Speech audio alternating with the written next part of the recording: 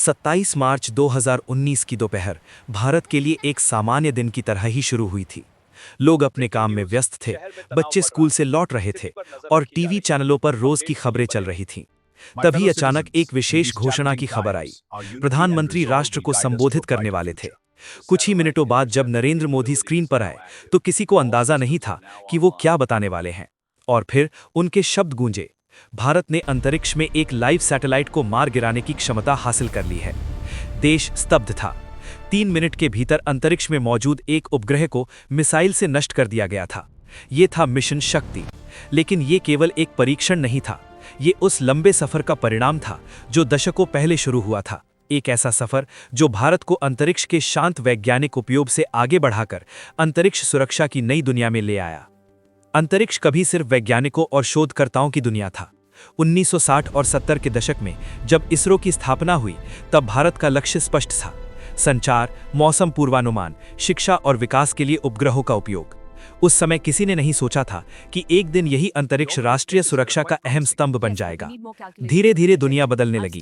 आधुनिक सेनाएं उपग्रहों पर निर्भर होने लगी। मिसाइलों का मार्गदर्शन, सैनिकों का संचार, सीमाओं की निगरानी, सब कुछ अंतरिक्ष से नियंत्रित होने लगा था। अब युद्ध केवल जमीन पर नहीं, बल्कि सैकड़ों किलोमीटर ऊपर भी लड़ा जाने लगा था।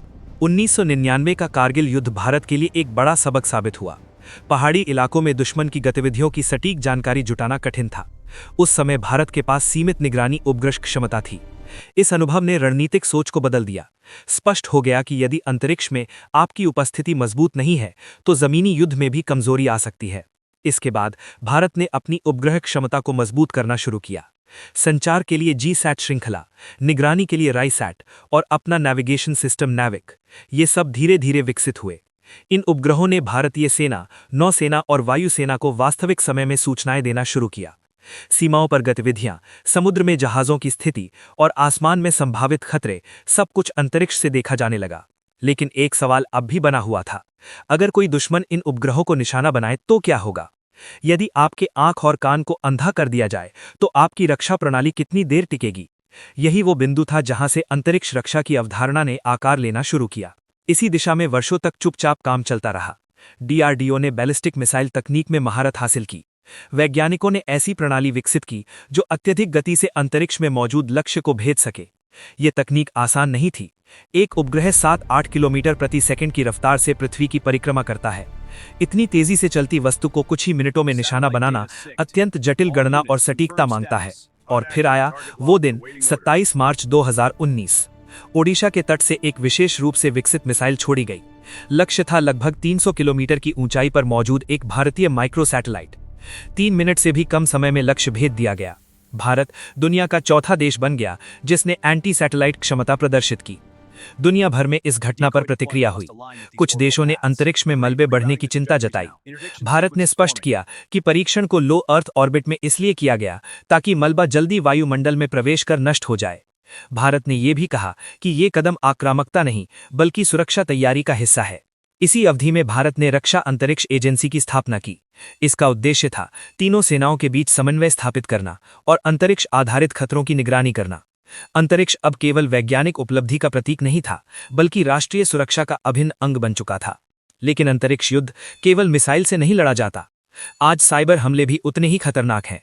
यदि किसी उपग्रह की कंट्रोल प्रणाली हैक कर ली जाए या उसके सिग्नल को जाम कर दिया जाए, तो बिना एक भी गोली चलाए बड़ा नुकसान हो सकता है। इसलिए भारत ने साइबर सुरक्षा और इलेक्ट्रॉनिक वॉरफेयर पर भी ध्यान केंद्रित किया। आज भारत के पास संचार, सर्वेलेंस और नेविगेशन के लिए दर्जनों उपग्रह हैं। नौसेना के लिए समर्पित जी-सैट-7, वायुसेना के लिए जी-सैट-7A और बादलों के पार देखने वाली राइसैट श्रृंखला, ये सभी रक्षा क्षमताओं को मजबूत बनाते हैं। नैविक प्रणाली भारत को स्वतंत्र नेविगेशन सुविधा देती है, जिससे विदेशी जीपीएस पर निर्भरता कम होती है। अंतरिक्ष में ये उपस्थिति केवल तकनीकी उपलब्धि नहीं है, बल्कि रणनीतिक आत्मनिर्भरता का संकेत है। भारत ने दिखाया कि वो अपने संसाधनों की रक्षा करने में सक्षम है।